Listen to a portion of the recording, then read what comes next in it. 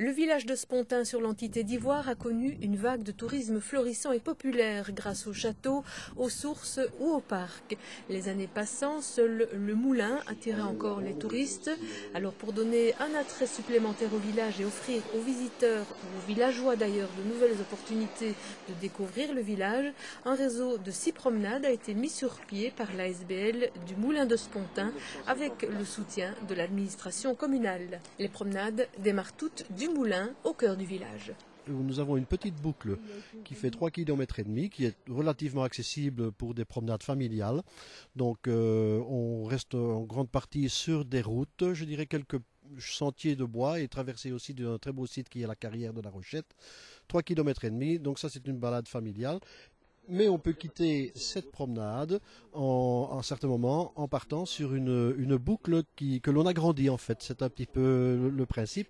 Donc on part toujours du même point, toujours dans le même sens. On quitte la balade numéro 1, on s'engage sur la balade numéro 2 et à ce moment-là on fait un circuit qui comporte environ 6 km. Même principe pour la suite, la boucle 3 démarre de la 2, la boucle 4 de la 3, les boucles parcourent de 3,6 km à 14,4 km. Pour l'inauguration de dimanche, le rendez-vous est fixé à 9h30 et le point de départ sera exceptionnellement à la gare de Spontin. Notez que dimanche, pour marquer l'inauguration, les balades seront comptées et racontées par 2 habitants particulièrement éclairés sur l'histoire et les histoires de la région. Voilà, nous aurons aussi pour cette journée la particularité d'avoir Jean Germain qui va raconter Spontin.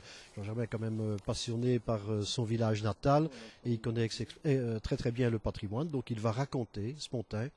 Et son épouse Françoise Ball aura aussi l'opportunité de faire des contes pour les promeneurs. Rendez-vous donc dimanche dès 9h30 à la gare de Spontin, l'occasion de découvrir le village et ses alentours sous toutes ses coutures, et notamment par le Centre géographique de la Wallonie. Ce sera peut-être l'occasion d'en apprendre plus sur les projets de ses futurs aménagements.